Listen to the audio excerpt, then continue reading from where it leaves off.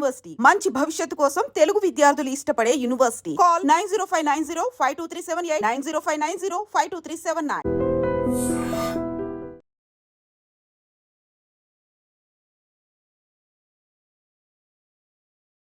X ఆఫీసర్గా మీరు ఎన్నో ఆపరేషన్స్ చేశారు, దగ్గరుండి చూశారు. సో దీన్ని ఎలా తీసుకుంటున్నారు అసలు? ఇట్స్ వెరీ సాడ్ ఇన్సిడెంట్ అండి. ఎందుకంటే మనకి కాశ్మీర్లో ఉన్నటువంటి ప్రస్తుత పరిస్థితులు కనుక మనం చూసినట్లయితే అంతా కూడా శాంతియుత వాతావరణం ఉందండి. అందులోనే ఆర్టికల్ 370 రద్దు చేసిన తర్వాత సాధారణ జీవన పరిస్థితులు అనేటువంటివి అక్కడ కొనసాగుతున్నాయి. అలాంటి పరిస్థితుల్లో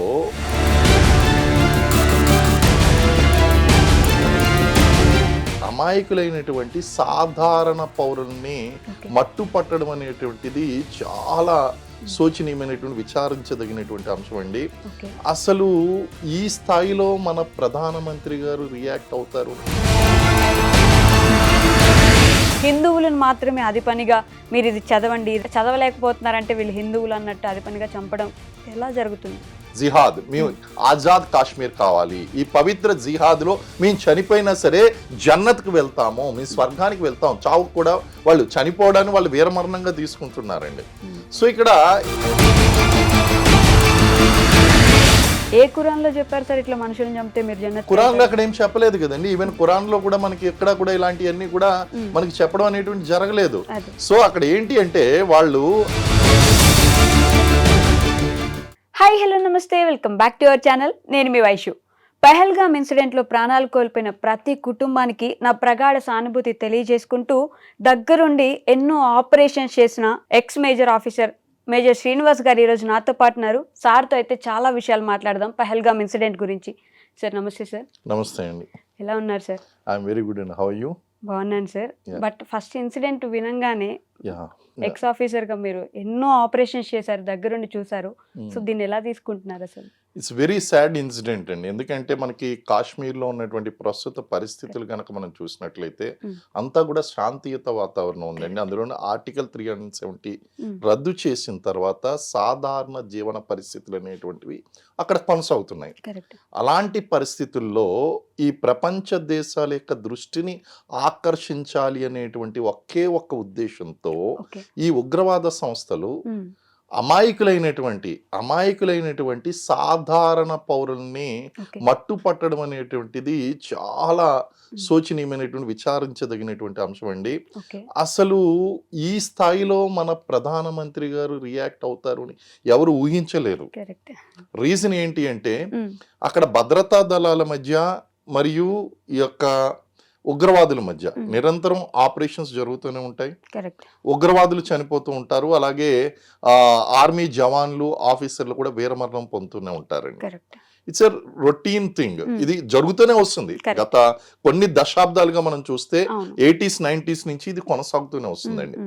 ఆర్టికల్ 370 రద్దు అయిన తర్వాత చెదురుమదురుగా కొన్ని సంఘటనలు జరిగినప్పటికీ ఇలాగ టార్గెటెడ్ గా వచ్చి ఒక సివిల్ పౌరులు ఎవరైతే ఉన్నారో అందులోనూ వాళ్ళు సేద తీరడం కోసం, వేసవి సెలవులకి సేద తీరడం కోసం వచ్చి అక్కడ కాశ్మీర్ టూరిజానికి ఎంకరేజ్ చేస్తున్నటువంటి వాళ్ళు. ఎందుకంటే కాశ్మీర్కి ప్రధానమైనటువంటి ఆదాయం టూరిజం అండి. సో ఈ అటాక్ ఏదైతే ఉందో ఈ అటాక్ ని పౌరుల్ని టార్గెట్ గా చేసుకోవడం, అలాగే one is that particular time is very important. రెండోది the target group another important thing అండి. ఈ రెండు అంశాలు కూడా వీళ్ళకి మిలిటెంట్ ఈజీగా రికగ్నిషన్ ని, విపరీతమైనటువంటి పేరుని, వాళ్ళకి కావాల్సింది ఏంటి అంటే చిన్న పని చెయ్యాలి, పెద్ద గుర్తింపు రావాలి. అంటే అమ్మో వీళ్ళు ఇంత భయంకరమైనటువంటి వాళ్ళ, ఇంత భయాన్ని సృష్టిస్తారా? వాళ్ళు సింపుల్ గా చంపలేదు. వాళ్ళు ఎలా చంపారు అంటే ఏదో సినిమాల్లో చూపించినట్టు వాళ్ళు ఒక విధ్వంసాన్ని సృష్టించి, ఒక భయాన్ని సృష్టించి, వాళ్ళు ఒక డ్రామటైజ్ అనేటువంటిది ఆ యొక్క ఏదైతే ఉందో ఆ విధ్వంసాన్ని వాళ్ళు డ్రామటైజ్ చేశారు. డ్రామటైజ్ చేసి వాళ్ళు ఎంచుకుని మరి ఏదో మూవీస్ లో చూపించినట్టు ఏదో ఒక ప్రత్యేకమైన సందేశం ఇవ్వాలి అన్నట్టు చేశారండి. It's really very very sad incident. And India ఈ విధంగా రియాక్ట్ అవ్వడం ఏదైతే ఉందో ఇట్స్ వెరీ మచ్ వెల్కమ్డ్ అండి. అది పనిగా మోదీ గారికి చెప్పు అంటే మోదీకి చెప్పు వెళ్ళి it's very direct. You are challenging. After all you are a militant. ఒక మిలిటెంట్, ఒక ఉగ్రవాది, తీవ్రవాది తీవ్రవాది అయినటువంటి నువ్వు డైరెక్ట్ గా నువ్వు ప్రైమ్ మినిస్టర్ కి నువ్వు వెళ్ళి చెప్పు అంటే you're throwing an open challenge. It is a pre planned script. It is a pre planned script. ఈ యొక్క పాకిస్తానీ చీఫ్ అసీం మునీర్ ఎవరైతే ఉన్నారో ఇతని యొక్క డైరెక్షన్ లో జరుగుతున్నటువంటి ప్రీ ప్లాన్డ్ స్క్రిప్ట్ ప్రకారమే అది జరిగింది. లేకపోతే మోడీకి చెప్పి గతంలో ఎప్పుడు లేదుగా ఇటువంటి డ్రామటైజ్డ్ ఇన్సిడెంట్స్ అనేటువంటి గతంలో జరగలేదండి. First time this is happening. ఒక డ్రామటైజ్డ్ సిచ్యువేషన్ లో చేశారు వాళ్ళు. ఇంతకు ముందు ఆపరేషన్స్ అంటే చాలా చూసారు కదా సార్ ఇలాంటివే. మరి ఇది మాత్రం ఎందుకు ఇంత స్పెషల్ గా కనిపిస్తుంది? ఎందుకని హిందువులను మాత్రమే అది పనిగా మీరు ఇది చదవండి, చదవలేకపోతున్నారంటే వీళ్ళు హిందువులు అన్నట్టు అది పనిగా చంపడం ఎలా జరుగుతుంది? అంటే ఇక్కడ కాశ్మీరీ తీవ్రవాదులు they are backed up by total జిహాదీ అండి. జిహాదీ వాళ్ళ చేస్తున్నటువంటిది జిహాదీ. జిహాదీ అంటే ఒక మతపరమైనటువంటి ఉద్యమము వాళ్ళు చేస్తుంది. జిహాద్, మేము ఆజాద్ కాశ్మీర్ కావాలి, ఈ పవిత్ర జిహాద్లో మేము చనిపోయినా సరే జన్నత్కి వెళ్తాము, మేము స్వర్గానికి వెళ్తాం, చావు కూడా వాళ్ళు చనిపోవడాన్ని వాళ్ళు వీరమరణంగా తీసుకుంటున్నారండి. సో ఇక్కడ ఎవరు ఏమి కాదన్నా సరే, అవునన్నా కాదన్నా, ఇది మతంతో ముడిపడినటువంటి అంశము. మతం చెడ్డది అని ఎవరు అనరండి. మతం మంచిదే, మతం ఎప్పుడూ మంచిదే. అది ఎప్పుడు కూడా మీకు లాట్ ఆఫ్ థింగ్స్ మీకు నేర్పిస్తుంది, ఫిలాసఫీ ఇస్తుంది, మీకు మానసిక ప్రశాంతతను ఇస్తుంది, మీకు తెలియనటువంటి ప్రశ్నకు సమాధానం ఇస్తుంది. మతం అవసరం, మతం మంచిదే, మత తత్వం చెడ్డది. ఏ ఖురాన్ లో చెప్పారు సార్ ఇట్లా మనుషులను చంపితే మీరు జన్నత్? ఖురాన్ లో అక్కడ ఏం చెప్పలేదు కదండి. ఈవెన్ ఖురాన్ లో కూడా మనకి ఎక్కడ కూడా ఇలాంటివన్నీ కూడా మనకి చెప్పడం అనేటువంటి జరగలేదు. సో అక్కడ ఏంటి అంటే వాళ్ళు ఆ ఇస్లాం లో పాటించేటువంటి పంచసూత్రాలు, 5 పిల్లర్స్ ఆఫ్ ఇస్లాం అంటాం. ఆ 5 పిల్లర్స్ ఆఫ్ ఇస్లాం లో వాళ్ళు కల్మా ఫస్ట్ ఏదైతే ఉందో ఆ కల్మా, అల్లా మాత్రమే దేవుడు, దేవుడు ఒక్కడే, అల్లా మాత్రమే దేవుడు. ఇక్కడ సమస్య ఉందండి. అల్లా మాత్రమే దేవుడు అంటే మరి ఇతర దేవుళ్ళు మరి వాళ్ళ విశ్వాసాల ప్రకారం వాళ్ళు వెళ్ళాలండి. సో ఇక్కడ ఎంత లేదనుకున్నా సరే ఈ యొక్క టెర్రరిజం ఏదైతే ఉందో ఆ టెర్రరిజం మతం యొక్క రంగు ఖచ్చితంగా పులుముకుందండి. రెండోది మిగిలినటువంటి సూత్రాలు, కల్మాతో పాటు వాళ్ళకి ఏముందండి, నమాజ్ ఉందండి. రోజుకి 5 సార్లు నమాజ్ చేయాలి. ఫజర్, జుహర్, అసర్, మగరిబ్, ఈషా అనేటువంటి 5 నమాజులు చేస్తారండి రోజుకి. దెర్ ఇస్ నో ప్రాబ్లం, చేసుకోండి, నమాజ్ చేయొచ్చు. అలాగే జకాత్, జకాత్ also there is no problem. పవిత్ర మాసమైనటువంటి రమాదాన్ మాసంలో పేదలకు దానాలు చేస్తారు, దెర్ ఇస్ నో ప్రాబ్లం, జకాత్లో ప్రాబ్లం లేదు. అలాగే మనకి ఈ యాత్ర, హజ్ యాత్ర చేస్తారండి, హజ్ యాత్రలో ఏమాత్రం కూడా ప్రాబ్లం లేదు. సో మరి ఇందులో ప్రాబ్లం లేనప్పుడు మరి టెర్రరిస్టులు ఇంత ప్రశాంతంగా ఉన్నటువంటి గొప్ప మతాన్ని ఎందుకు టెర్రరైజ్ చేస్తున్నారు? జిహాద్ ప్రకటించి ఆ జిహాద్ తో మతాన్ని ఇంక్లూడ్ చేసి మత తత్వాన్ని ఎందుకు స్ప్రెడ్ చేస్తున్నారు? Live and let live policy. నీ మతం మీకు గొప్పది, ఆయన మతం ఆయనకు గొప్పది. సో మతం ఎప్పుడు చెడ్డది కాదండి, మత తత్వం. నా మతం మాత్రమే గొప్పది, నా మతస్థులు మాత్రమే ఈ ప్రపంచంలో ఉండాలి, ప్రపంచం మొత్తం కూడా ఇస్లాంతో స్ప్రెడ్ చేయాలి. ఇవన్నీ కూడా మనకి మధ్యయుగం నుంచి జరుగుతున్నటువంటిది. రీసెంట్ గా మనం ఆ మూవీ కూడా చూసాం, చావా మూవీ. ఆ చావా మూవీలో కూడా ఔరంగజేబ్ ఏ విధంగా ఆ యొక్క మతపరమైన లాస్ట్ లో కూడా ఏమంటారు, నువ్వు మతం మార్చుకో, నేను నీకు మొత్తం నిన్ను స్వతంత్రుని చేసేస్తాను, నిన్ను విముక్తిని చేస్తాను, నిన్ను రాజాలా చూసుకుంటాను అంటే లేదు. అంటే అప్పటి నుంచి కూడా ఈ మతపరమైన మధ్యయుగం నుంచి కూడా మనకు జరుగుతున్నాయండి మతపరమైనటువంటి సమస్యలు. ఇది మతపరమైన ఒక అంశంగానే తీసుకోవాలంటారా? 100% మతపరమైనటువంటి అంశంగానే తీసుకోవాల్సినటువంటి అంశం. ఎందుకంటే అక్కడ ఉన్నటువంటి తీవ్రవాదం అనేటువంటి మతంతో 100% ముడిపడి ఉంది. లేకపోతే అక్కడ కల్మా చదవమని అడిగి ఎవరైతే ముస్లింలు ఉన్నారో వాళ్ళని విడిచిపెట్టి మిగిలినటువంటి వాళ్ళని హిందువులనే టార్గెట్ చేయడం అనేటువంటిది ఖచ్చితంగా వాళ్ళు మనం హిందుత్వ దేశం కాకపోయినా సరే హిందూ దేశంగా ముద్ర వేస్తుంది పాకిస్తాన్. తీవ్రవాదులు హిందూ దేశంగా ముద్ర వేస్తున్నారు. మనది secularistic country, but Hindu dominated, అంటే హిందూ పాపులేషన్ డామినేటెడ్ గా ఉన్నటువంటి కంట్రీ. 2011 జనాభా లెక్కల ప్రకారం మనం చూసుకున్నట్లయితే 79.8% మంది, అంటే సుమారు 80% మంది హిందువులు మన భారతదేశంలో ఉన్నారు. అయితే మనది హిందూ కంట్రీ కాదు, హిందూ పీపుల్ ఎక్కువగా ఉన్నటువంటి కంట్రీ. కరెక్ట్. మరి 14.2% మంది ముస్లింలు కూడా ఉన్నారు. సో మైనారిటీలో మెజారిటీ ఎవరంటే ముస్లింలు. ముస్లింల్లో ఎంతో మంది దేశభక్తులు ఉన్నారు. ఈ రోజు యుద్ధం వస్తుంది అంటే పాకిస్తాన్కి ఎదురుగా నేను యుద్ధం చేస్తాను అనేటువంటి వెళ్ళేటువంటి సైనికులు ఉన్నారు. అలాగే ప్రభుత్వ అధికారులు ఉన్నారు, వీళ్ళందరూ కూడా మనకి గొప్ప దేశభక్తులు ఉన్నారండి. We never doubt their patriotism because they are respecting their religion. They are never towards the communalism వైపు వెళ్ళలేదు వాళ్ళు. కానీ ఇక్కడ సమస్య ఏమొస్తుంది అంటే కమ్యూనలిజం వైపు వెళ్ళడం, జిహాద్ వైపు వెళ్ళడం, ఆజాద్ కాశ్మీర్ అని వెళ్ళడం. అసలు ఆసిమ్ మునీర్కి ఏం పని పట్టిందండి నాకు అర్థం కాదు. అతను ఏమంటాడు, కాశ్మీర్ని మేము ఎప్పటికీ విడిచిపెట్టాం. Is it suppose to be told? ఇక్కడ ఆల్రెడీ కాశ్మీర్ని విడిచిపెట్టడం ఏంటి? కాశ్మీర్ ఏ రోజో రాజా హరిసింగ్ ఏ రోజో భారతదేశంలో కలిపేశాడు. ఆ రోజు జరిగినటువంటి ఒప్పందం ఏదైతే ఉందో జవహర్లాల్ నెహ్రూకి అండ్ రాజా హరిసింగ్కి, మీ పాకిస్తాను ఇటు కాశ్మీర్ మీద దాడి చేస్తూ ఉంటే ఆయన భారతదేశం యొక్క సహాయాన్ని అర్థించి ఆ సమయంలో ఆయన స్వతంత్రంగా ఉన్నటువంటి యొక్క కాశ్మీర్ సంస్థానాన్ని భారతదేశంలో కలిపేశాడు. మనం ఆ కలిపిన వెంటనే మనం పాకిస్తాన్ మీదకి యుద్ధంకి వెళ్ళినప్పుడు మనం చేసినటువంటి పొరపాటు ఏంటి అంటే అప్పటికే వాళ్ళు ఆక్యుపై చేసుకున్నటువంటి కాశ్మీర్ ప్రాంతాన్ని మనం వెనక్కి తీసుకుపోవడమే ఆ రోజు చేసినటువంటి చారిత్రాత్మకమైనటువంటి తప్పిదం అండి అది. అందుకే ఈ రోజు ఈ మిలిటెంట్స్, సీమాంతర ఉగ్రవాదం, ఈ రోజు ఒక పాకిస్తాన్కి ఒక స్కోప్ ఏర్పడింది. అక్కడ ఉన్నటువంటి పాక్ ఆక్యుపైడ్ కాశ్మీర్లో ఉగ్రవాద సంస్థలన్నింటినీ కూడా Pakistan army backed up by ISI ద్వారా వాళ్ళు బ్యాకప్ చేసి వాళ్ళకి పూర్తి స్థాయిలో శిక్షణ ఇచ్చి భారతదేశంలో ముఖ్యంగా కాశ్మీర్లో అక్కడ పాక్ ఆర్మీకి ఆ చీఫ్కి ఏం పని పట్టిందండి, మాకు కాశ్మీర్ని విడిచిపెట్టాం, గతంలో మేము ఎప్పుడు దానికోసం పోరాడాం, ప్రస్తుతం పోరాడుతున్నాం, భవిష్యత్తులో కూడా దానికోసం పోరాడుతాం అంటే వాడు గతంలో మేము తీసుకోలేకపోయాం, ప్రస్తుతం తీసుకోలేకపోతున్నాం, భవిష్యత్తులో కూడా తీసుకోలేరు. సింపుల్. బట్ ఈ రెచ్చగొట్టేటువంటి వ్యాఖ్యలు ఏదైతే ఉన్నాయో అది నాట్ యాక్సెప్టబుల్ అండి. It is very clearly sowing this is not only the action of the militants. ఇది కేవలం తీవ్రవాదులు చేసినటువంటి పని మాత్రమే కాదు, దీని వెనకాల ఖచ్చితంగా ఐఎస్ఐ యొక్క హస్తము, పాకిస్తాన్ యొక్క హస్తం ఖచ్చితంగా ఉందండి దీని వెనకాల. And it is totally linked with జిహాద్ అండ్ మతపరమైనటువంటి అంశాలు ఇందులో ఉన్నాయి.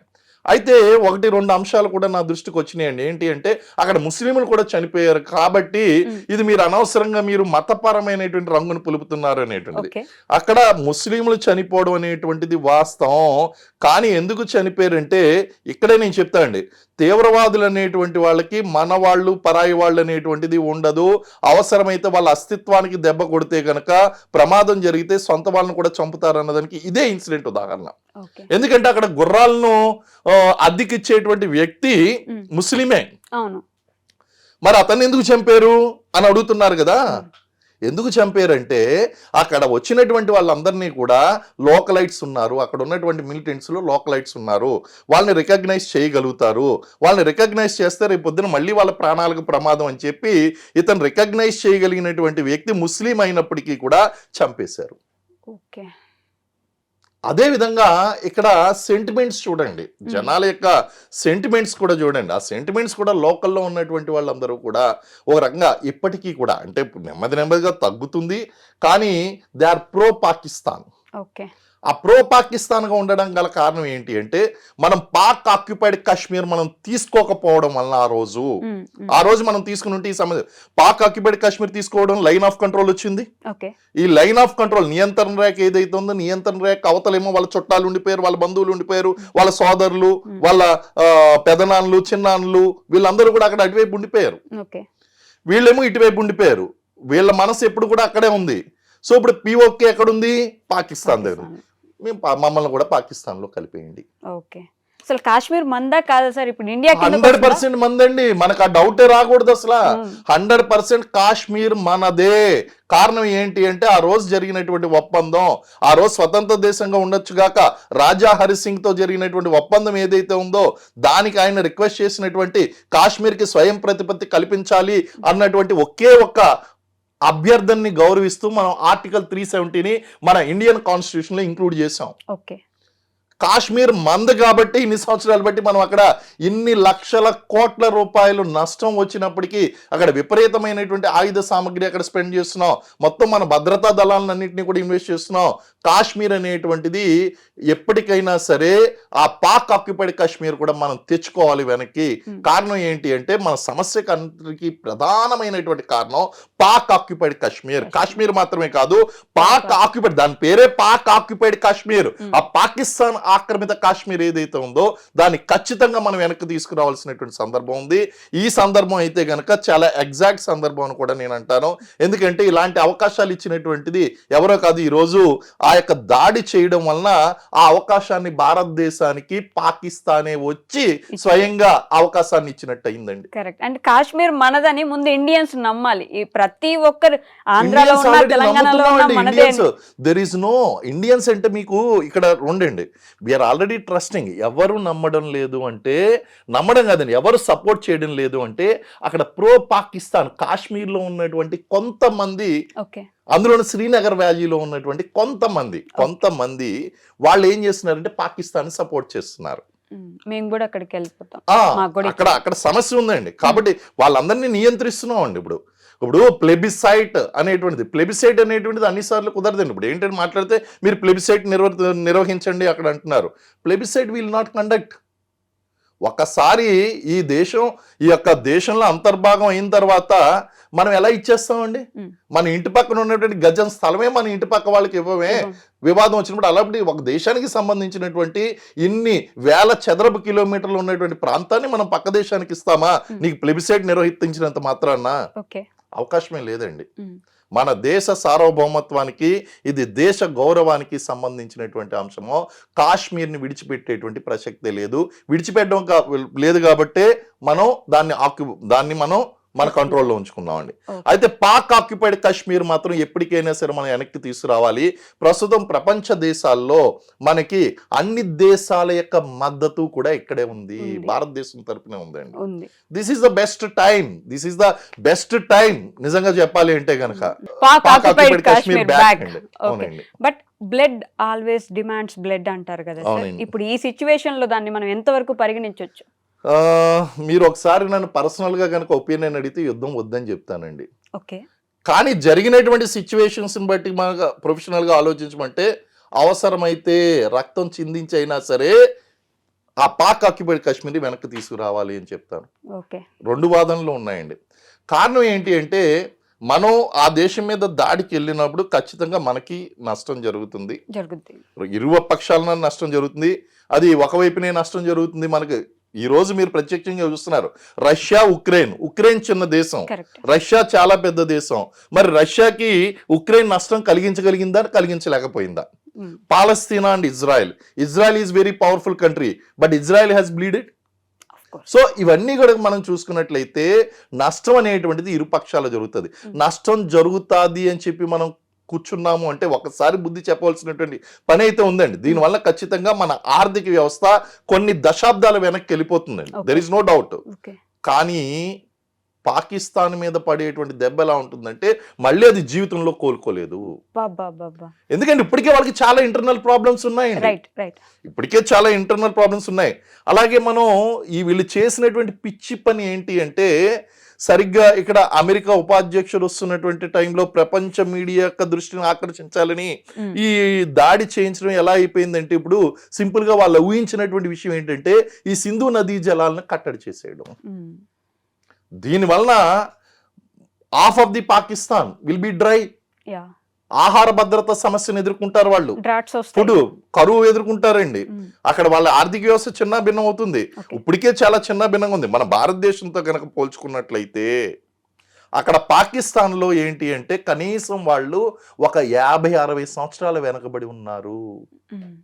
స్వతంత్రం వచ్చినప్పుడు భారతదేశంలో ఎలాంటి పరిస్థితులు ఉన్నాయో అలాంటి పరిస్థితులకు దగ్గరగానే ఉన్నారండి పాకిస్తాన్లో ఇప్పటికీ కూడా.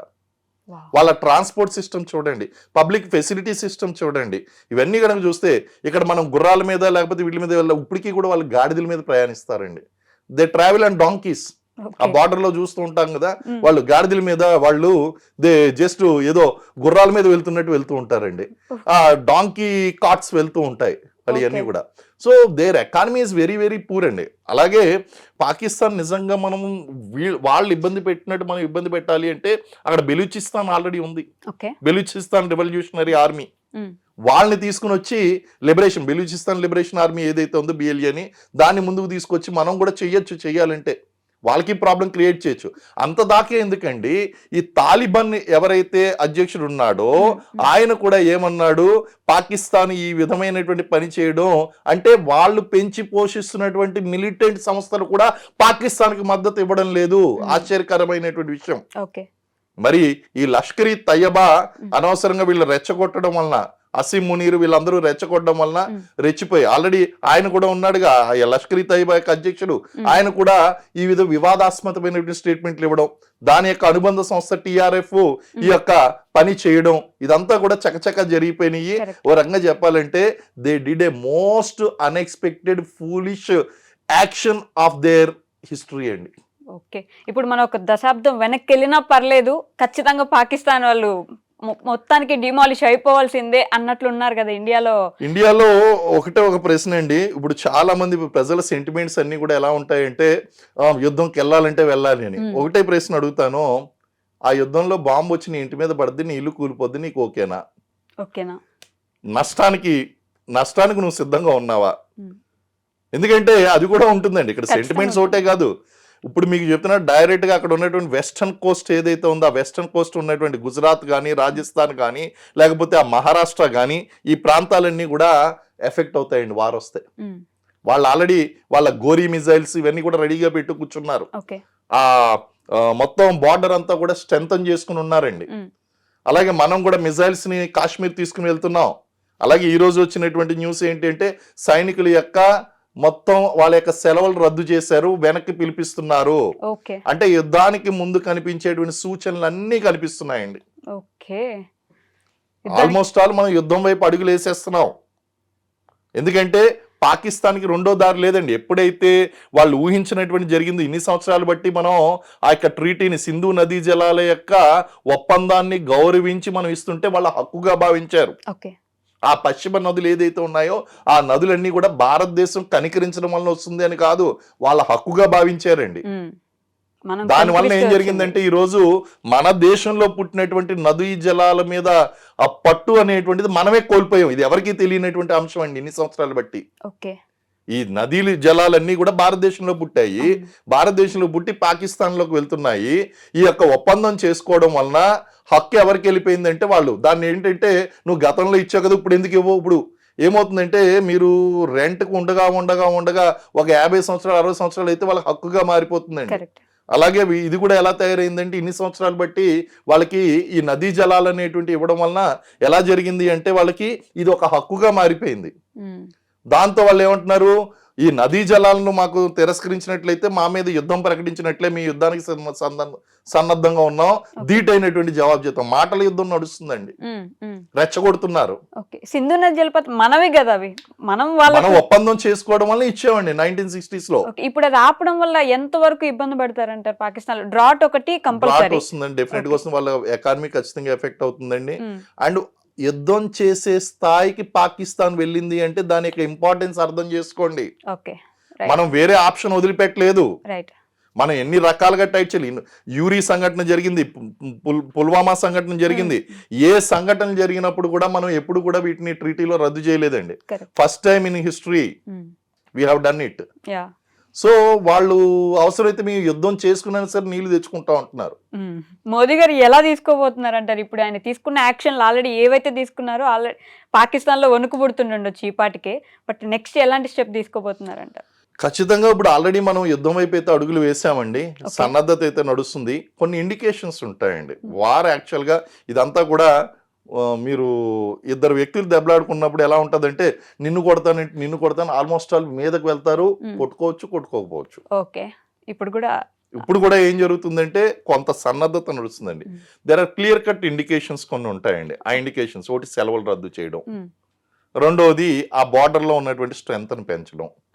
అది ఆల్రెడీ పాకిస్తాన్ చేయడం మొదలు పెట్టేసింది. మనం ఇప్పుడు దాన్ని చూసి మనం కూడా ఇప్పుడు ఏం చేసాం, ఈ సంఘటన తర్వాత బార్డర్ లో సీజ్ ఫైర్ ఓపెన్ అయిపోయిందండి. సీజ్ ఫైర్ అంటే ఏంటి, మీరు ఫైర్ చేయొద్దు, నేను ఫైర్ చేయను. ఇప్పుడు ఎప్పుడైతే ఈ రెండు దేశాల మధ్య టెన్షన్ మొదలైందో సీజ్ ఫైర్ అనేటువంటిది ఉల్లంఘించాం. వాళ్ళు ఉల్లంఘించారు, మనం ఉల్లంఘించాం.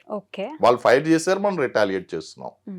సో అక్కడ బార్డర్ లో ఇప్పుడు కంటిన్యూస్ గా దీపావళి నడుస్తుందండి. అక్కడ వాళ్ళు కాలుస్తున్నారు, ఇక్కడ మనం కాలుస్తున్నాం. రోజు దీపావళి అంటారు చూడండి, ఆ టైప్ లో అక్కడ మనకి నడుస్తుంది. బార్డర్ అంతా కూడా సీజ్ ఫైర్ అయిపోయింది, కాల్పులు జరుగుతున్నాయండి. బట్ పాకిస్తాన్లో ఆల్రెడీ మనం వస్తాం ఖచ్చితంగా ఇప్పుడు వాళ్ళ మీద యుద్ధానికి కానీ లేదంటే ఏదో ఒకటి మనం చేస్తామని వాళ్ళు ఆల్రెడీ కొంచెం లోపలికి వెళ్ళిపోయి జాగ్రత్త పడుతూ ఉండే సిచ్యువేషన్స్ ఉండుంటాయి కదా. కొంచెం టైం తీసుకొని నిదానంగా వెళ్ళి దెబ్బ కొట్టడం ఓకే అంటారా, లేదంటే ఇప్పుడే వెంటనే జరగాల్సిందే అంటారు? ఎస్, డెఫినెట్గా ఏంటి అంటే అండి, శత్రువు ఆదమరిచి ఉన్నప్పుడు దెబ్బ కొట్టడం అనేటువంటి బాలాకోట్ స్ట్రైక్ కూడా అలాగే చేసాం. Okay. So that is definitely a tactical decision. కానీ అంత సమయం మనం పాకిస్తాన్కి ఇవ్వలేదు. ఇప్పుడు కరెక్ట్.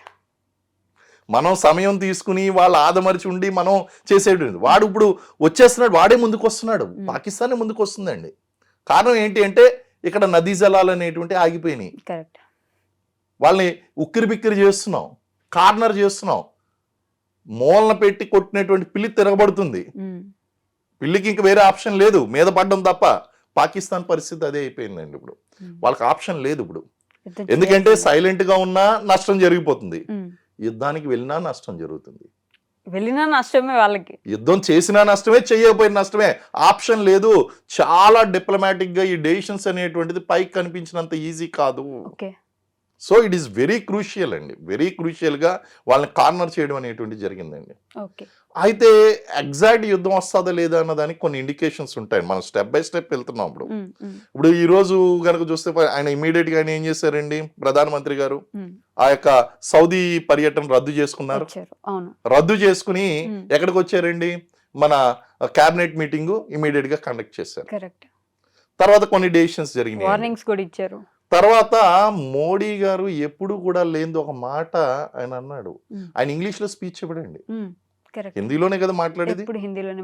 సో ఆ టూర్ అనేటువంటిది బీహార్కి డైవర్ట్ చేసి, బీహార్ ప్రజలకు అర్థం అవ్వాలంటే హిందీలో మాట్లాడచ్చు, పాకిస్తాన్కి అర్థం అవ్వాలంటే హిందీలో మాట్లాడచ్చు. కాదు, entire world, wherever they are hiding, we go to them, we catch them, we kill them. Israel statement.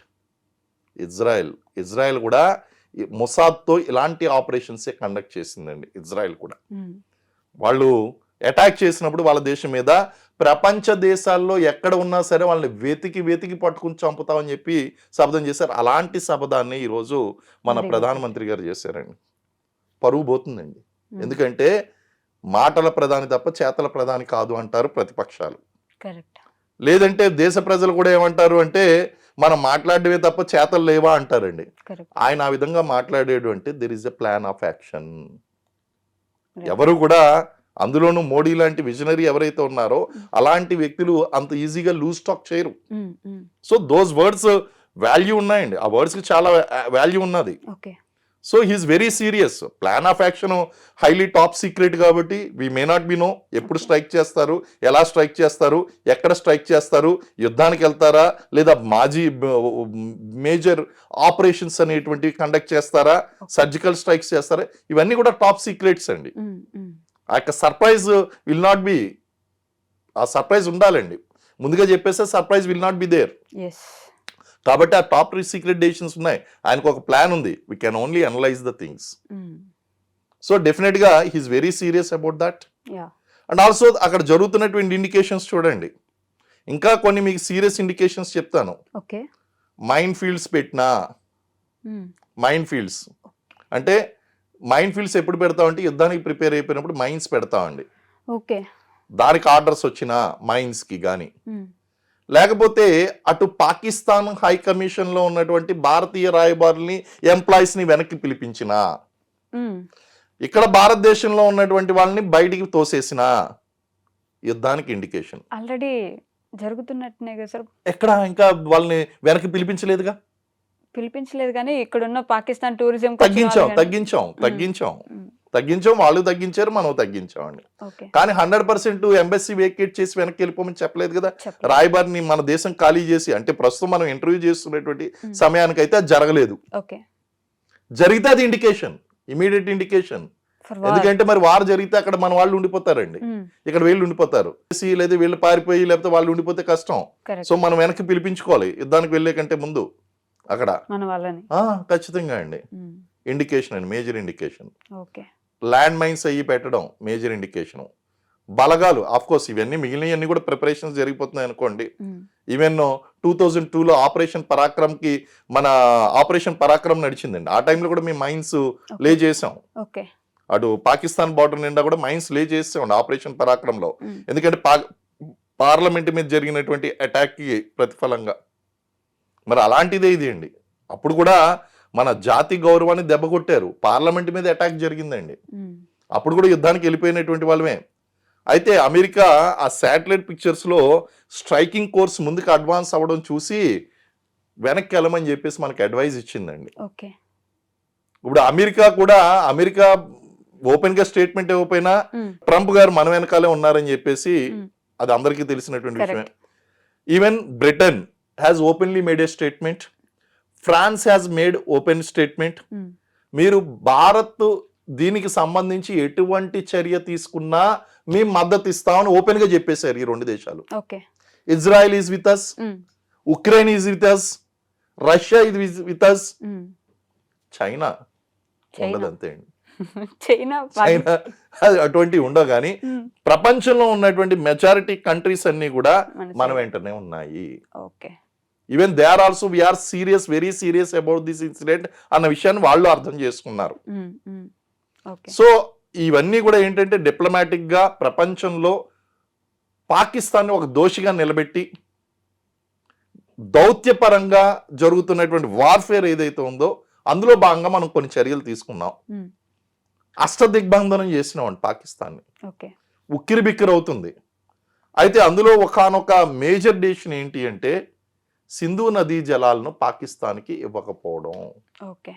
అది చాలా పెద్ద డెసిషన్ అయిపోయేసరికి వాళ్ళు దిక్కుతోచనటువంటి పరిస్థితిలో కయ్యానికి కాలు దూతున్నారండి. అదే యుద్ధం అంటే చంపడం కాదు, గెలవడం అనే దానికి ఇప్పుడు మోదీ గారు ఖచ్చితమైన నిదర్శనం అని ఆల్రెడీ వి ఓన్ అండి. ఇంకేంటంటే ఫిజికల్ వార్ జరగాలంతే, అదొకటే మిగిలింది. వాళ్ళకి ఖచ్చితంగా రిపెంటెన్స్ అయితే ఉంది. ఏంటి అనవసరంగా కొరిగితో తలగొక్కున్నట్టు అయిపోయింది. ఈ అసీం మునీర్ గాడు ఎక్కడి నుంచి వచ్చాడు, వీడి స్టేట్మెంట్ ఇవ్వడం ఏంటి, వాళ్ళకి ఉంటుందండి. ఆల్రెడీ అక్కడ ఇమ్రాన్ ఖాన్ ఆల్రెడీ ఈ మేడ్ ఏ స్టేట్మెంట్. మీరు నిజంగా గనక అంటే వాళ్ళకు కూడా ఇంటర్నల్ పొలిటికల్ ఇష్యూస్ ఉంటాయి కదండి. ఈ ప్రతిపక్ష నేత కదా మరి చేశాడు. మీరు నిజంగా తప్పు చేసి ఉండకపోతే భారత్ మీద జరిగినటువంటి దాడి మాకు సంబంధం లేదని మీరు ఎందుకు ఖండించడం లేదు అని అడిగిన తర్వాత ఖండించారు. అది అడిగిన తర్వాత ఇలా బ్రెయిన్ ఎరిగింది, అరే మనం ఓపెన్ గా ఎలా ఒప్పుకుంటున్నాం, ఒక స్టేట్మెంట్ ఇవ్వాలి. ఇక్కడ ఇది జరిగిన వెంటనే మనం ఆల్రెడీ ఇక్కడ ప్రిపేర్డ్ గా ఎలా ఉన్నాం అంటే ఆర్మీ చీఫ్ యొక్క కనుసన్నల్లోనే జరిగింది. ఆర్మీ చీఫ్ ఏం చేశాడు, పాకిస్తాన్ బార్డర్ అంతా స్ట్రెంథన్ చేసుకున్నాడు, అటాక్ చేయించాడు. సో ఆ తర్వాత ఇమ్రాన్ ఖాన్ క్వశ్చన్ చేసిన తర్వాత వీళ్ళు స్టేట్మెంట్ ఇవ్వడం అనేటువంటి జరిగిందండి. సార్ ఇప్పుడు అన్నిటికంటే ఒక మేజర్ క్వశ్చన్, కాశ్మీర్ అనేది ఒక టూరిస్టిక్ ప్లేస్. ఇలాంటి సమ్మర్స్లో కానీ ఖచ్చితంగా టూరిజం కోసం మన వాళ్ళు చాలామంది వెళ్తారని తెలుసు. అలాంటి ప్లేస్లో హైలీ ఉండాలి కదా సెక్యూరిటీ, హైలీ ఆర్మీ ఫోర్స్ ఉండాలి కదా. మరి అంతమంది అక్కడ ఇది జరుగుతున్నప్పుడు అక్కడ ఎందుకు ఎవరు లేరు అనే ఒక క్వశ్చన్ వస్తే? ఓకే, యాక్చువల్గా మీరు అడిగినటువంటి క్వశ్చన్ ఇంకా చాలా సోబర్గా డీసెంట్గా ఉందండి. బయట వచ్చినటువంటి కామెంట్స్ ఏంటి అంటే ఇది సెక్యూరిటీ వైఫల్యం, ఇంటెలిజెన్స్ వైఫల్యం. ఫస్ట్ ఆఫ్ ఆల్ ఈ కామెంట్లు చేసేటువంటి వాళ్ళు ఎవ్వరికీ కూడా కాశ్మీర్లో ఉన్నటువంటి వాస్తవ పరిస్థితుల మీద 100% ప్రాక్టికల్ ఆర్ ఎగ్జాక్ట్ ఇన్ఫర్మేషన్ లేదు. దే హావ్ నాట్ ఎక్స్పీరియన్స్డ్ అండి. రీజన్ ఏంటి అంటే ఇక్కడ కాశ్మీర్లో ఉన్నటువంటి పరిస్థితులు ఇంచ్ బై ఇంచ్ ఇవ్వాలి అంటే గనక మన డిఫెన్స్ ఫోర్సెస్లో ఉన్నటువంటి సగం ఎఫర్ట్స్ దానికే వెళ్ళిపోతాయండి. You cannot safeguard the each and every place. అంటే కేవలం పహల్గాం ఒక్కటేనా మన కాశ్మీర్లో ఉన్నటువంటిది? ఇలాంటి ప్రాంతాలు ఎన్ని ఉన్నాయండి? అడుగడుగున కాశ్మీర్ వ్యాలీ అంటేనే అడుగడుగున టూరిస్ట్ ప్లేస్ అండి. మరి వీటిని అన్నింటినీ మనం కాపాడుకుంటూ వెళ్ళిపోతే నిరంతరం మనం భయంతో ఉండాలా? సో ఇది సెక్యూరిటీ వైఫల్యం అనేటువంటిది వాస్తవ పరిస్థితులు వేరండి అక్కడ. సో తెలియకుండా ఇది సెక్యూరిటీ వైఫల్యం అంటే నేను బీయింగ్ ఎక్స్పీరియన్స్ చేసినటువంటి ఒక మాజీ సెక్యూరిటీ పర్సనల్గా నేను ఏమంటానంటే దీన్ని పూర్తిగా నేను ఖండిస్తానండి. సెక్యూరిటీ వైఫల్యం అని మాత్రం నేను ఎప్పుడు there is a scope of improvement everywhere. Security అనేటువంటిది it is a consistent action, continuous effort, consistent అనేటువంటిది ఉంటుంది. దెర్ ఈస్ ఆల్వేస్ ఇంప్రూవ్మెంట్ అండి, ఆల్వేస్. ఏమండి ఈరోజు అమెరికా ట్విన్ టవర్స్ మీద అటాక్ జరిగింది. అటాక్ జరిగితే అమెరికా వైఫల్యం అది? కాదు. ప్రపంచంలో అనేక దేశాల్లో తీవ్రవాద సంఘటనలు జరుగుతున్నాయి, అది వాళ్ళ వైఫల్యమా? ఎంతో అలర్ట్గా ఉన్నటువంటి ఇజ్రాయెల్కి వాళ్ళు ఆ యొక్క డ్యూటీ చేంజ్ అయ్యేటువంటి టైంలో డ్రోన్ అటాక్ జరిగింది, వాళ్ళ యొక్క ఐరన్ కర్టెన్ను దాన్ని ఏం చేయలేకపోయిందండి. సో ఆ విధంగా కనుక మనం చూసినట్లయితే మరి ఎన్ని సెక్యూరిటీ వైఫల్యాలా? కాదుగా. సో మనం చాలా జాగ్రత్తగా మనం వీటిని చూసినప్పుడు వాస్తవాలను కొంచెం మనం అంచనా వేయాలి. ఇప్పుడు మనం ఏదో ఇక్కడ బంజారా హిల్స్లో ఉన్నట్టు, లేకపోతే అక్కడ ప్లెయిన్ ఏరియాలో ఉన్నట్టు ఉండదని కాశ్మీర్లో. Okay. Undulated ground, blind spots, line of sight క్లియర్గా ఉండదు, విజిబిలిటీ సరిగ్గా ఉండదు, అండ్ బ్యాడ్ వెదర్ కండిషన్స్, అలాగే ఇన్ఫిల్ట్రేటెడ్ దారులు చాలా ఉంటాయండి. వాటిని అన్నింటినీ కాసుకుంటూ ఉంటున్నారు ఆల్రెడీ. ఇంకా టూరిస్టులకు కూడా సెక్యూరిటీ ఇస్తే మనం అడుగడుగునా ఇప్పుడు కుంభమేళాకి ఇచ్చి, ఇప్పుడు కుంభమేళా ఉందండి, కుంభమేళాలో ఏ ఇన్సిడెంట్ జరగలేదు. ఇప్పుడు పొరపాటున ఏదైనా ఇన్సిడెంట్ జరుగుంటే ఈ సెక్యూరిటీ వైఫల్యం, మీరు కుంభమేళ ఇన్ని కోట్ల మంది వచ్చినటువంటి భారతదేశంలో మీకు అటాక్ జరుగుతుందని తెలియదా అని ప్రశ్నించడానికి కొంత ఉంటాయండి. 99.999% మీరు అక్కడ మంచిగా జరుగుతుందా అని గురించి పట్టించుకోరు. ఎక్కడో ఒక సంఘటన ఇలా జరిగితే దీన్ని సెక్యూరిటీ వైఫల్యం, ఇంటెలిజెన్స్ వైఫల్యం అంటే I will not agree. It's not correct అండి. రీజన్ ఏంటి అంటే there is a scope of improvement, there is a thing. అరగంట లేట్గా ఎందుకు వెళ్ళారు అని అడుగుతారండి. సరే నిన్ను పంపిస్తావు, నువ్వు వెళ్ళు, నువ్వు 2 గంటలు లేట్గా వెళ్తావు. అక్కడ వాళ్ళు ట్రైన్డ్ పీపుల్ కాబట్టి అరగంటలో చేరుకోగలిగారు వాళ్ళు. అరే అవన్నీ కూడా కాలిదారులండి, అవన్నీ ఎక్కుడు దిగుడు ఉంటాయండి, అవన్నీ కూడా కాలిబాటలు. అటువంటి ప్రాంతంలో కొన్ని ప్రాంతాల్లో మీరు ఆర్మీని పెట్టడం కూడా సూసైడే. ఎందుకంటే ఎక్స్టర్నల్ సపోర్ట్ ఉండదండి అక్కడ. బయట నుంచి టైం తీసుకుంటుంది. ఇప్పుడు మీరు సరేనండి వీళ్ళు చెప్పారు, వీళ్ళకి ఎటువంటి అనుభవం లేకుండా వీళ్ళు మాట్లాడారు అని చెప్పి అక్కడ మనం ఒక ప్లటూన్ చాలా ఎక్కువ సెక్షన్ ఏదో పెట్టామండి. పెట్టిన తర్వాత వాళ్ళు ఒక సెక్షన్ పీపుల్ మీద ఒక 30 మంది దాడి చేశారు. ఏంటి వాళ్ళ పరిస్థితి? వెనకాల రీఎన్ఫోర్స్మెంట్ రావాలంటే అరగంట పడుతుంది. ఈ అరగంట లోపల వీళ్ళు బతుకుంటే బతుకున్నట్లు, లేకపోతే చనిపోతే చనిపోయినట్టు. So every place is not this thing అండి. అందుగురించే కదండి మేము బార్డర్లో ఉన్నటువంటి ప్రతి ప్లేస్ని కూడా ఫిజికల్గా మేము దాన్ని గార్డ్ చెయ్యము, పెట్రోలింగ్ ద్వారా కవర్ చేస్తాము, మళ్ళీ వెనక్కి వస్తాము, ఆ ప్లేసెస్ మళ్ళీ వెళ్ళి చూసుకుంటాం. ఇవన్నీ కూడా చూసుకుంటే అవన్నీ చేయాలండి. అవన్నీ కూడా ఎవరికి అర్థమవుతాయంటే ఒక డిఫెన్స్ పర్సన్కి, అక్కడ ఉన్నటువంటి యాక్చువల్గా జాబ్ చేస్తున్నటువంటి వాళ్ళకి తెలుస్తుందండి. డూ యూ థింక్ దట్ అక్కడ ఉన్నటువంటి colonels, brigadiers, major generals, commanders, RR battalions వాళ్ళకి తెలియదా ఈ విషయం? ఖచ్చితంగా తెలుసు. ప్రధానమంత్రికి తెలియదా అండి? అజిత్ దోవల్ గారికి తెలియదా? Everybody knows. ఓన్లీ థింగ్ ఏంటి అంటే అక్కడ పాసిబిలిటీస్, మనం ఏదైనా ఒకటి మాట్లాడినప్పుడు అక్కడ వాస్తవ పరిస్థితులు అనేటువంటి మనం చూసింది వేరు. I definitely can challenge. ఇప్పుడు ఎవరైతే ఈ విధంగా మాట్లాడుతున్నారో వీళ్ళలో 99% అక్కడ వాస్తవ పరిస్థితులు చూడనటువంటి వాళ్ళు, ఊహించుకున్నటువంటి వాళ్ళే.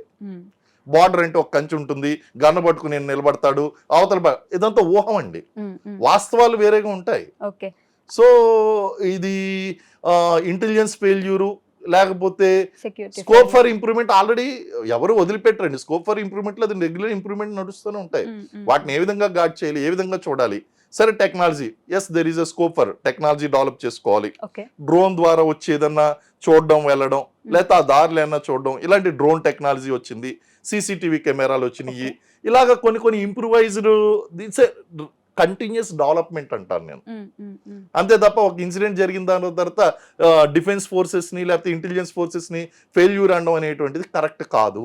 ఇలాంటి ఒక పాయింట్లో ఆర్మీ అంటే సినిమాల్లో చూపించినట్టు ఉండదు, సినిమాల్లో ఏదో సూపర్ హీరోలా చూపిస్తారు, బయట అసలు అంత లేదు అనే కామెంట్స్ కూడా రేజ్ అయ్యి ఉన్నాయి సార్. మీరు ఖచ్చితంగా చూసే ఉంటారు. అది వాస్తవం అండి.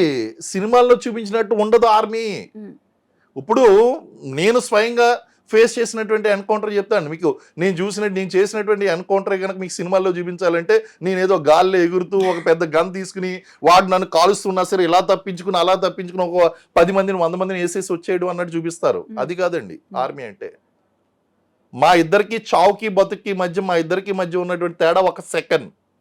నేను 1 సెకండ్ ముందు నా వెపన్ తీసి వాడిని కాలిస్తే వాడు చేస్తాడు, నాకంటే ముందు 1 సెకండ్ ముందు కాలిస్తే నేను చేస్తాను. సో ఆ విధంగా కనుక చూస్తే it is a mutual fight అండి. అది చాలా మనం మూవీలో చూపించినట్టు ఉండదండి అక్కడంతా కూడా. You have to save your self. మమ్మల్ని మనం కాపాడుకుంటూ ఉండాలి. ఆ యొక్క ఏదో ఒక రాయి చాట్నో ఏదో ఒక చాట్నో వెళ్ళాలి. ఈ లోపల వాడు ఏదైనా గ్రెనేడ్ ఇసిరితే లేకపోతే రాకెట్ లాంచర్ యూజ్ చేస్తే ఇట్ ఈస్ వెరీ ప్రాక్టికల్గా ఉండేటువంటి చాలా ఇదిగా ఉంటుందండి. అరే ఈయన పరిగెడుతున్నాడు, దాక్కుంటున్నాడు, అది కాదండి. First you have to save yourself, then kill others. మూవీస్లో చూపించినట్టు ఉంటుందండి అదంతా కూడా. ఇదంతా పర్సెప్షన్స్. ఇది కేవలం అందు గురించి నేనేమంటానంటే, ఇలా మాట్లాడేటువంటి వాళ్ళందరినీ కూడా అగ్నివీర్ పథకం వచ్చింది కదండి, ఇలాంటి పథకం ఏదో పెట్టి కొన్ని రోజులు అక్కడ పంపించి ఎక్స్పీరియన్స్ చేయించి అప్పుడు వాస్తవాలు మాట్లాడతారండి వీళ్ళు. అప్పుడు అందరికి నిజమేంటో అర్థం అవుతుందండి. అరే బుల్లెట్ నీ నెత్తిమించి దూసుకొస్తూ ఉంటే నువ్వు ఆ ముందు నుంచి అసలు చావును కూడా లెక్క చేయకుండా ముందుకు వెళ్ళడం ఎలాగో, is it so easy? Not at all. ఇప్పుడు అక్కడ మన కార్గిల్ వార్లో తెలుసండి, ఆ టైగర్ హిల్ కానీ లేకపోతే ఇవన్నీ క్యాప్చర్ చేసినప్పుడు ఖచ్చితంగా వీళ్ళు చనిపోతారని తెలుసు. అయినా సరే వాళ్ళకి తెలియనటువంటి విషయం ఏంటంటే నో లుక్ బ్యాక్, వెనక్కి తిరిగి రావడం అనేటువంటి తెలియదు. ఒక్క ఆర్డర్ అక్కడ ఇచ్చేటువంటి కమాండర్ ఇచ్చేటువంటి ఒక్క ఆర్డర్ మీద గో అండ్ అటాక్ అంతే. నేను చచ్చిపోతానని తెలుసు, ఫ్యామిలీ గుర్తురాదు, వెనకాల ఉన్న వాళ్ళు ఎవరు గుర్తురారండి. అలాంటి టైంలో కూడా మీరు అటాక్ చేసి పనిచేస్తున్నారంటే వాళ్ళు ఇచ్చినటువంటి దానికి మీరు రెస్పెక్ట్ చేయకుండా మీరు ఇలా చేయలేదు అలా చేయలేదు, ఇది లోపల తప్పండి. ఇది ఆర్మీ ఆఫీసర్ తప్పు పట్టడమే తప్పు. ఫస్ట్ ఆఫ్ ఆల్ అర్హత, what is your qualification to comment that? Do you know tactics? Do you know how many types of weapons are there? Do you know what is line of sight? What is bombardment? What is bunker drill? You don't know. అవన్నీ నీకు తెలియనప్పుడు నువ్వు ఇది తప్పు అని ఎలా చెప్తావు? చెప్పడం చాలా ఈజీ అండి. సో ఇటువంటి సమయంలో మనం కొంచెం సంయమనాన్ని పాటించాలి. It is not so easy that saying that వీళ్ళ ఫెయిల్యూర్ వాళ్ళ ఫెయిల్యూర్. ఏదైనా ఇన్సిడెంట్ జరిగినప్పుడు ఫెయిల్యూర్ అని చెప్పేయడం చాలా ఈజీ. ఇక్కడ మీరు మోడస్ ఆఫ్ ఆపరెంటీ అర్థం చేసుకోండి. క్లింటన్ వచ్చినప్పుడు మరి అప్పుడు అటాక్ జరగలేదా? ఈ రోజు మళ్ళీ అమెరికా నుంచి సీనియర్ డెలిగేటరీ వచ్చినప్పుడు మళ్ళీ అటాక్ జరిగింది. అంటే వీళ్ళు ఎందుకు అటాక్ చేస్తున్నారు? వీళ్ళ యొక్క ఫిలాసఫీ ఏంటి? వాళ్ళకి ఏం కావాలి? వాళ్ళకి కావాల్సిన రికగ్నిషన్, హ్యూజ్ క్యాంపెయిన్, గుర్తింపు కావాలి, ఈజీగా గుర్తింపు కావాలి వాళ్ళకి. మిలిటెంట్కి కావాల్సింది రికగ్నిషన్, అస్తిత్వం కావాలి వాడికి. చిన్న పని చేయాలి, పెద్ద గుర్తింపు, దానికి పెద్ద ప్రచారం కావాలి. అందుకే కదా క్లింటన్ వచ్చినప్పుడు అటాక్స్ జరిగినాయి. అలాగే ఇప్పుడు అమెరికా నుంచి సీనియర్ డెలిగేటరీ వచ్చినప్పుడు కూడా అటాక్స్ అయినాయి. కాశ్మీర్లో ఉన్నట్టు నార్మల్ పర్సన్ డిస్టర్బ్ చేయాలి, ఇండియన్ ఎకానమీని డీస్టెబిలైజ్ చేయాలి. ఇవన్నీ కూడా అర్థం చేసుకోవాలండి. ఇవన్నీ అర్థం చేసుకుని మనం మాట్లాడాలి. ఏమో ఇప్పుడు నేను చెప్పినటువంటి దాంట్లో ఎంతమంది అర్థం చేసుకుంటారు, ఎంతమంది అర్థం చేసుకోరు, అసలు అర్థం చేసుకునేటువంటి కెపాసిటీ కూడా ఉందో లేదో నాకు తెలియదండి వాళ్ళకి. So we should be more careful. మనకు తెలిసినటువంటి లిటిల్ నాలెడ్జ్తోనో ఆ కొద్ది దాంతోనో దాన్ని కామెంట్ చేయడం అనేటువంటి తప్పు. ఫస్ట్ ఇది మానుకోండి. మన దేశాన్ని కాపాడుతున్నారు వాళ్ళు, వాళ్ళని ఎంకరేజ్ చేయండి వీలైతే. ఆ తప్పు ఇక్కడ లోపం ఉంది, అక్కడ లోపం ఉంది, దానికి మీరుగా చెప్పాల్సింది. దానికి ఉన్నారు అక్కడ సీనియర్ కమాండర్స్ ఉన్నారు, ఆర్మీ పీపుల్ ఉన్నారు. Their job bread and butter is that, they will do that. మనం ప్రశాంతంగా పడుకుంటున్నాం అంటే అవసరమైతే మోరల్ సపోర్ట్ ఇవ్వండి కుదిరితే. అది సో ఇలాగా మనం చాలా ఆస్పెక్ట్స్ కవర్ చేయవలసి ఉంటుందండి. ఓకే. అండ్ ఇప్పుడు క్రికెట్ గురించి మాట్లాడితే పాకిస్తాన్కి ఇండియాకి కూడా క్రికెట్లో సంబంధాలు ఉన్నాయి. మనం వాళ్ళు వచ్చి ఆడుతుంటారు ఇక్కడ. మనం వెళ్ళాల్సిన సిచ్యువేషన్స్లో మనం దుబాయ్ దాకా వెళ్ళి ఆడిన సిచ్యువేషన్స్ ఉన్నాయి కదా. సో అసలు మొత్తానికి క్రికెట్ కూడా పాకిస్తాన్తో సంబంధాలు తెంపేసుకుంటే బెటరా అని అంటే మీరు ఏం చెప్తారు sir? It's all depending upon the situation అండి. ఈ సిచ్యువేషన్ సేమ్ ఉండదండి. ఓకే. మళ్ళీ మీరు కొన్ని సంవత్సరాలు పోయిన తర్వాత చూడండి, ఇండియా పాకిస్తాన్ మధ్య సిచ్యువేషన్ నార్మల్ అవుతుంది. It will be normal, no doubt. So normal అయినప్పుడు again we play. Nothing is permanent అండి, నథింగ్ ఈజ్ పర్మనెంట్. ఇప్పుడు ఏదైతే ఈ సిచ్యువేషన్ ఉందో ఈ సిచ్యువేషన్లో మనం చేయగలిగింది మనం చేస్తాం, వాళ్ళు చేయగలిగింది వాళ్ళు చేస్తారు. తీగ లాగేంత వరకు వాళ్ళు కనుక లాగినట్టయితే తెగిపోతుందండి. అప్పుడు ఆటోమేటిక్గా యుద్ధానికి వెళ్ళాల్సి ఉంటుంది. యుద్ధానికి వెళ్ళి వచ్చిన తర్వాత మేబీ ఆఫ్టర్ సమ్ ఇయర్ ఎలాగ టెన్షనస్ టైం ఏదైతే ఉందో ఆ టైంలో కనుక ఇట్ ఈస్ నాట్ అడ్వైజబుల్. మనం ఇక్కడ నదీ జలాలని ఆపేసామో, అక్కడ ఉన్నటువంటి వీసాస్ ఏదైతే ఉన్నాయో ఆ సార్క్ వీసాస్, విజిటింగ్ వీసాస్ ఇవ్వడం మానేసామో, ఇవన్నీ కూడా ఆపేసాం. అటువంటిప్పుడు మనం క్రికెట్ ఎలాగ కంటిన్యూ చేయాలండి? నో, నో అది కూడా. Obviously no. Hmm. But situation will change, ఫ్యూచర్లో చూద్దాం. అప్పుడు మళ్ళీ నదీ జలాలు కూడా వదిలిపెడతారు కదా. చెప్పలేము, Hmm. ఏం జరుగుతుంది డెసిషన్ అనేటువంటిది. ఇప్పుడు మనం జస్ట్ వెయిట్ అండ్ వాచ్ అండి. ప్రతి సంఘటనని కూడా మనం ప్రిపరేటరీ స్టేజ్లో ఉన్నాము. Hmm. ఇన్సిడెంట్స్ ఒక్కోటి డెవలప్ అవుతూ వస్తుందండి. అలాగే ఆల్ పార్టీ కాన్ఫరెన్స్, అఖిలపక్ష సమావేశం కూడా పిలవడం జరిగింది. ఇవన్నీ కూడా యుద్ధానికి ఉంది ఓకే సూచనలు. ఫస్ట్ ఏం జరుగుతుందంటే రాష్ట్ర ప్రభుత్వాలు రద్దు అయిపోతాయి. రైట్. ఆర్టికల్ 352 ఇంప్లిమెంట్ అవుతుందండి. ఓకే అప్పుడు ఈ మాట్లాడుతున్నటువంటి వాళ్ళ యొక్క నోర్లన్నీ కూడా ఆటోమేటిక్ గా మూతపడిపోతాయండి. యుద్ధానికి ఆర్టికల్ సన్నద్ధం అవుతున్నట్టే. ఇంకా ఆర్టికల్ 352 వచ్చిందంటే ఇంకా no social media, nothing, everything is under control of president of India. Hmm. And president of India and వాస్తవంగా ప్రైమ్ ప్రైమ్ మినిస్టర్. అంతే అండి, వీళ్ళిద్దరే కనిపిస్తారు మనకి. ఇప్పుడు మోదీ గారు ఏం దెబ్బ కొడతారని చూడాల్సిందే మనం. Is taken it very seriously అండి. తీసుకోవాలి కూడా. ఎగ్జాక్ట్లీ. పాకిస్తాన్కి తెలియాలి అండి, పాకిస్తాన్కి తెలియాలి what India can do, what Yes. Maximum extent we can go అనేటువంటి విషయం తెలియాలి. So everything is going very perfectly. Okay చూద్దాం సార్. అంటే మీలాంటి మేజర్స్ వచ్చి మాట్లాడుతున్నప్పుడు అక్కడ ఎన్ని ఇబ్బందులు పడి ఉంటే ఇంత ఇంత ఇంత కోపం వస్తుందో, మీకు ఇంత రౌద్రం తీసుకొచ్చి మాట్లాడుతున్నారు అనేది అర్థమవుతుంది. Hats off always. మీలాంటి ఆర్మీ ఆఫీసర్స్ అందరికీ ఎప్పుడైనా శిరసు ఉంచి ఇట్లా నమస్కారం చేసుకోవడం తప్ప ఏమీ చేయలేము. Thank you so much sir. Thank you. ఎదురు చూస్తున్నాం మేము నెక్స్ట్ యాక్షన్స్ ఇండియా ఎలా తీసుకోబోతుందని. డెఫినెట్లీ. థ్యాంక్ యూ అండి, thank you very much. Okay sir.